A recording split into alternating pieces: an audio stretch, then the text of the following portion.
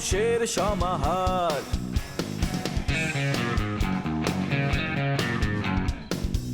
ভেতর আর বাহিরে চলছে উৎসব অপেক্ষার। এই শহরের হাজারো বাড়ির মতো নিয়ে হাসি কান্নার গল্প যত। এই শহরের হাজারো বাড়ির মতো নিয়ে হাসি কান্নার গল্প যত। প্রতিবার এখানে বেজে যায় কলিং বেল।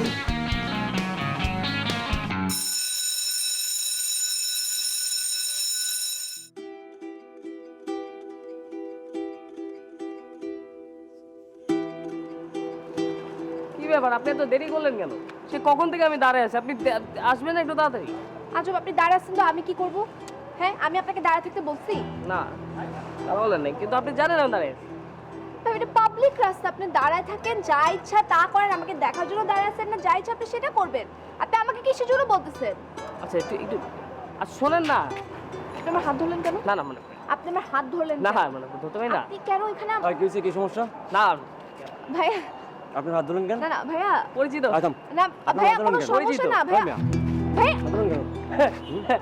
আর একটা মারা না, আরেকটা মারুক। আসেন কেন? আজ পাবলিক নাকি আপনি? মারেন মারেন। ভাইয়া, ভাইয়া, চলো চলো, তুমি আমার সাথে চলো। মারেন মারেন। এই, আপনি যান, চুপের জানি যান আপনি, আপনি যান, আবার হাসে। আচ্ছা থাপড় মারো। যান।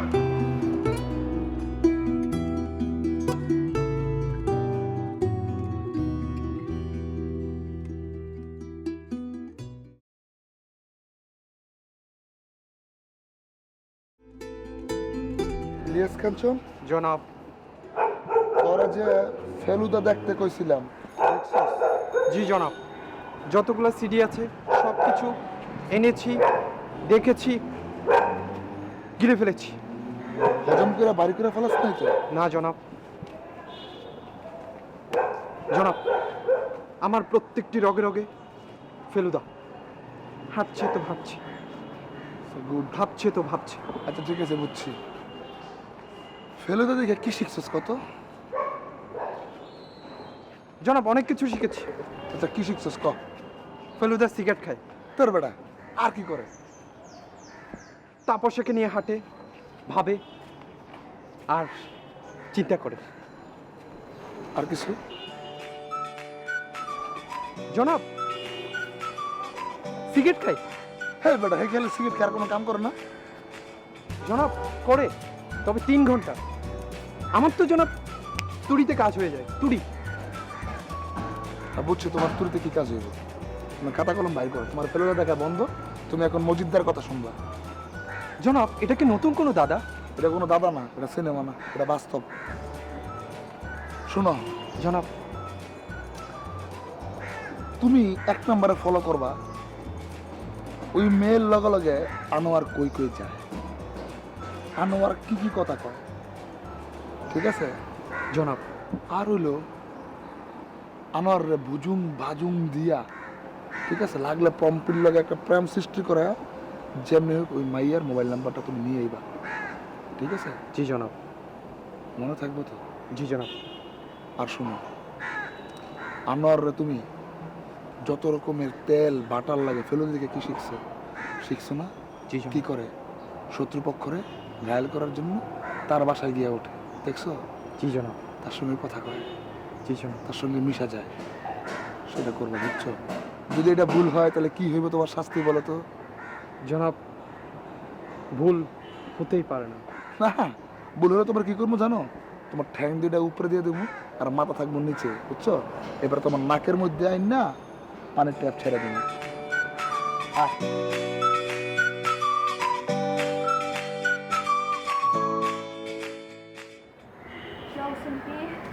বারান্দায় কি করছো? কিছু না, এমনি। আচ্ছা, কালকে রাতে তোমার সাথে পারভেজের দেখা হয়েছিল? মানে ও কি রাতে এসেছিল বাসায়? না, কালকে তো ভাইয়া বাসায় আসে। আচ্ছা, কি হয়েছে বলো তো, কি সমস্যা? আমি তো কিছু বুঝতেছি না। তুমি কিছু বুঝতে পারতেছো না? না আসলে কি কিছু কিছু আমি ধারণা করছি, বাট এক্স্যাক্টলি আসলে আমি ওকে অত ভালো করে তো ওর সাথে আমি কখন টাইম স্পেন্ড করিনি বোঝার জন্য, সেই জন্যই তোমাকে জিজ্ঞাসা করছিলাম। মানে তুমি কি জানো কি কি প্রবলেম হতে পারে? আসলে ভাইয়া তো আমার সাথে ওইভাবে সব কিছু শেয়ার করে না, তারপর আমি যতটুকু বুঝতে পারলাম মানে ভাইয়া তো আগে থেকে একটু পলিটিক্স করতো, স্মোক করতো, তো যাই করতো, বাসায় কখনো ভাইয়া নেশা করে আসতো না। ওই দিন কী হয়েছে জানো, রাত 3টার সময় ভাইয়া বাসায় এসে কলিং বেল চাপতেছে, আমি তো ঘুমাই গেছিলাম, দরজা খুলতে একটু দেরি হয়েছে, ভাইয়া মাতাল অবস্থায় আমার সাথে যা তা বিহেভ করছে, চিল্লাচিল্লি করতেছিল, পরে পড়েও যাচ্ছিল সে, আমি তাকে ধরে বিছানায় এনে শোয়াইছি। আমি আসলে বুঝতে পারতেছি না কেন এরকম করতেছে। আমার না মানে পলিটিক্স তো খারাপ কিছু না, বাট আমার না কেন যেন মনে হচ্ছে শুধু এইটা না, ওর অন্য কোনো সমস্যা আছে। ও কোনো মেয়ের সাথে মেশে, কোনো প্রেম ট্রেম বা কিছু এসব সম্পর্কে তুমি কিছু জানো? এটাও হতে পারে, কিন্তু আমাকে তো কিছু বলবে না ও আসলে। ভাবি তুমি এক কাজ করতে পারো, তুমি ওর সাথে এই ব্যাপারে কথা বলতে পারো। হ্যাঁ ঠিক আছে, তুমি ছোট মানুষ, তোমার আসলে এসব ব্যাপার নিয়ে কথা না বলাই ভালো, বাট ও কি আমাকে বলবে তুমি শিওর? ভাবি পারভেজ ভাই তোমাকে অনেক পছন্দ করে, আর যেহেতু তোমরা সেম এজ, ভাই তোমার সাথে শেয়ার করতে পারে ব্যাপারটা। তাহলে আমি কথা বলবো, দেখি। আর তুমি এটা কি বাইরে বারান্দা দাঁড়িয়ে থাকার টাইম? যাও করতে বসছো, পড়াশোনা করো।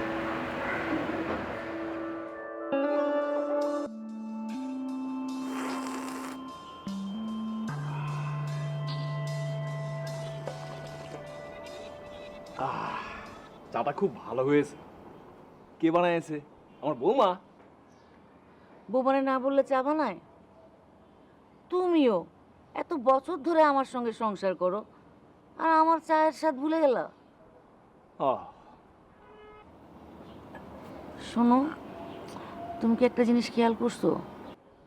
কি খেয়াল করব? আমাদের বাবলু না কেমন জানি বদলায় যেতেছে। বদলায় যাচ্ছে? কিরম বদলায় যাচ্ছে? হ্যাঁ, ও আর আগের মতো নাই। যেমন ধরো আগে আমার সঙ্গে টেলিভিশন দেখতো, অনেক গল্প করতো, আমার রান্নার কত প্রশংসা করতো, আর আজকাল তো ওরে পাত্তাই পাওয়া যায় না। আবার জানো, বউ যেমনি করে কথা কয় অমনি করে কথা কয়, শুদ্ধ ভাষায় কথা কয়। কি বলতে বলবো একটুছো? হিন্দি সিরিয়াল দেখে দেখে না তোমার মাথাটা একদম গেছে। হিন্দি সিরিয়াল দেখে এরকম হয় নাই, আমি যা বলতেছি সত্যিই বলতেছি, এরকমই হয়। নাটকে আমি অনেক নাটকই দেখছি, প্রথমে বউরা করে কি আস্তে আস্তে জামাইদের নিজের প্রতি কন্ট্রোল করে, তারপরে ফ্যামিলি থেকে আলাদা করে ফেলে, তারপরে জামাইরে কয় আমি আলাদা থাকবো, আমি আর শ্বশুর শাশুর সঙ্গে থাকবো না। এইভাবে না সংসারটা ভেঙে যায়। আমি যা বলতেছি সেটা একদম ঠিক, এরকমই হয়। আর শোনো, শিলু তো আমাদের তেমন একটা পছন্দও করে না, কেমন জানি অহংকারী স্বভাবের। ও, এইটা অবশ্য তুমি ঠিকই বলিস, ওর একটু না কুসু স্বভাব আছে, এটা তুমি ঠিকই বলিস। আচ্ছা শোনো, শিউলিরে কিন্তু বোঝাই দিতে হইব। কি বোঝাতে হবে? ওরে বোঝাই দিতে হইব যে আমি হইলাম বাবলুর মা, আর ও হইল বাবলুর বউ। আমি বাবলুরে জন্ম দিছি, পেটে ধরছি, ওরে আমরা বড় করছি, ওর চাইতে অনেক অধিকার বেশি আমার। এই সিরিয়াল দেখে দেখে না তোমার মাথার তারগুলো একদম সব ছিঁড়ে গেছে, তুমি পাগল হয়ে গেছে। আমি পাগল হই নাই, সিরিয়ালে দেখছি শাশুড়িরা চুপ করে যারা যারা সহ্য করছে না, একটা সময় গিয়ে সংসার ভাঙে গেছে। আমি বেঁচে থাকতে আমি বাবলুরে আলাদা করতে পারবো না, আমার সংসার আমি ভাঙতে দিতে পারবো না। তুমি একটা ননসেন্স। এই খবরদার, তুই আমার ননসেন্স বলবো না। ননসেন্স বলবো না তো কি বলবো? তুমি তো ননসেন্স ননসেন্স ননসেন্স।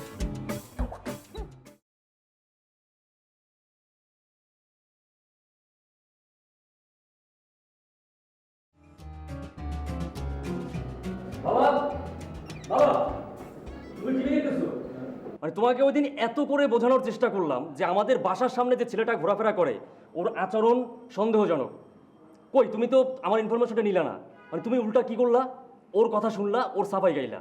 মানে তুমি যদি ওই দিন ওই কথাটা শুনতা তাহলে তো আজকে এই ঘটনাটা ঘটতো না। কি ঘটেছে সেটা বলো না। সেই ঘটনাটা কি তুমি অথরে ডাকো, অথরে জিজ্ঞেস করো।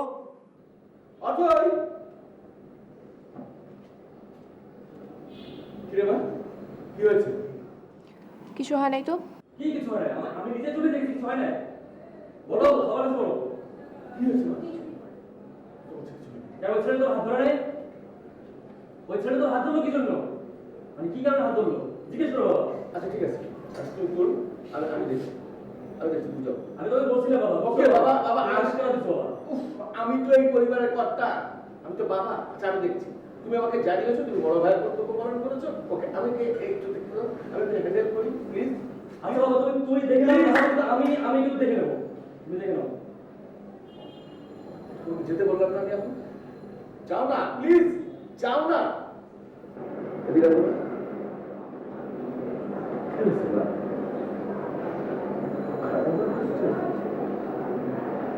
কি হয়েছে বাবা? আমি এমনিতেই এসব জিনিস নিয়ে অনেক বেশি ব্যস্ত, সবকিছু নিয়ে আমার মাথা ঘোরাচ্ছে, আমাকে ফলো করে ছেলেটা আমার হাত ধরে, এসব নিয়ে আমি তোমাদের সাথে কোনো বিষয়ে ডিসকাস করতে চাই না, বুঝছো? বুঝছো তুমি?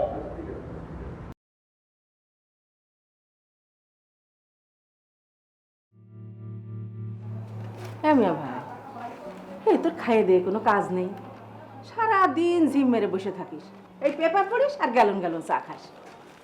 তা কি করবো বল দেখিনি, টিভিতে তো অন্য কিছু দেখার উপায় নেই। কেন? আরে সারাদিন ইন্ডিয়ান সিরিয়াল চলে, ওখানে যাওয়া যায়? আচ্ছা ঠিক আছে, তা তুই এই এত বড় বড় দাড়ি রাখিছিস কি জন্যে? তো দেখলি মনে আছে তোর বয়স কত? তা বয়স তো আমার কম হয়নি, তোর সে 8-10 বছরের বড় আমি, 56 চলতেছে। এই মিয়া ভাই, আচ্ছা এই আমার দেখলে কি বোঝা যায়? দেখ, আমার দেখলে মানুষ মনে করবে মনে কর 32 থেকে 35 বছর বয়স, তাই না রে মিয়া ভাই? হ্যাঁ তাজা বলেছিস। এই মিয়া ভাই, তুই দাড়িটা কেটে ফেল। না রে, ও আলসেমি লাগে। আরে প্রত্যেকদিন সকালবেলা ঘুম থেকে ওইটা দাড়ি কাটো, ভাল লাগে? তা ভাল লাগবে কিসের জন্য? বসে বসে যে পেপার পড়িস, লাইন লাইন সব মুখস্থ করে ফেলিস, তখন ভাল লাগে, তাই না? শোনো মিয়া ভাই, তোর বেটার বউ কিন্তু সুবিধার হয়নি। কেন? বউ আবার কি করলে? কি করলো মানে? আরে আমি কোনো কথাই করতে পারিনি, টাস টাস করে উত্তর দিয়ে দেয়, একেবারে কম্পিউটারের মতো। আরে ও তো মন্দ কিছু বলে না, ভালোই তো বলে। তাছাড়া আমার কি সুন্দর চা খাওয়াই দেখেছিস? সেই জন্যই তোমার কাছে বউ ভালো, তাই না? বাড়ির কোনো কাজ কাম করে না, শুধু একটু চা বানায় দেয়, তাই ভালো হয়ে যায়। তুই তো তাও পারিস নে। কি? আমি চা বানাতে পারি না? আরে কত সুন্দর রান্না করি, তুমি বলো তো আমি মার মতো রান্না করি, এখন বলতেছো আমি কিছু পারি না? মাসে 2-1 দিন রান্না করিস, ও হয়ে যায় মায়ের মতো। তাই? ভালোই করিস, কিন্তু চা তো বানাতে পারিস নে। হয়েছে, বুঝতে পারিস, ছেলের বউ তো খারাপ তো কিছু কবা না। শোনো, তোমার দাড়ি রেখে কিন্তু তোমার বুড়ো লাগে না, তোমার টেনশন করে করে এরকম বয়স দেখা যায়। তুমি আমার কাছে স্বীকার করতেছো না। আমি তোমারে কইয়ে দিলাম যে বউ তুমি ঘরে আনিছো, আমি তোমার ছোট মুখ সেলিনা বেগম কইয়ে দিলাম। তোমার কিছুদিনের মধ্যে যদি হাসপাতালে জাতি না হয়, তাহলে আমার নাম ফিরায় আমি নাম রেখে দেবো, তখন তোমার ওই ছোট বোনের কথা মনে পড়বে, বুঝতে পারিস? কি যে করছিস তুই?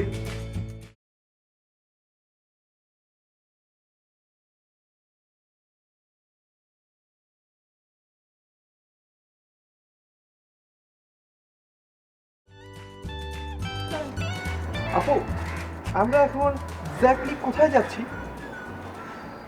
যেইখানে ইচ্ছা সেইখানে যাচ্ছে, আপনার প্রবলেম আছে? চলেন তো আপনি।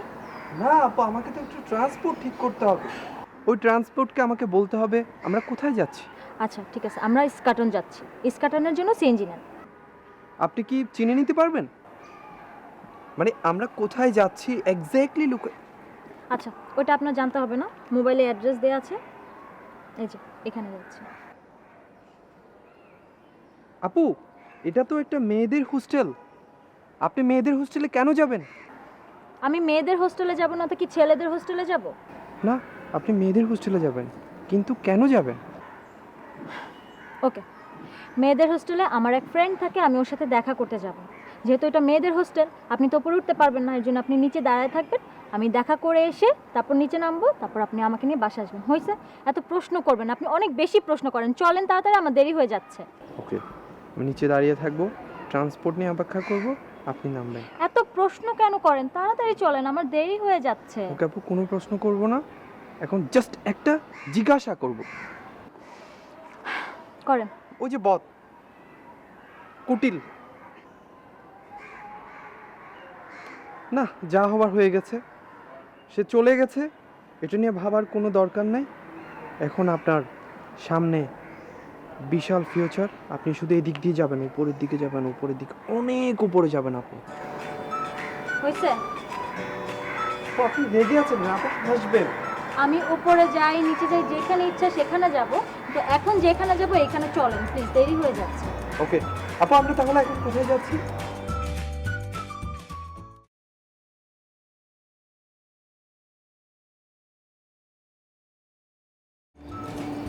বাবা একটু কথা বলতাম। হ্যাঁ নিশ্চয়ই, দাঁড়িয়ে আছো কেন, বসো।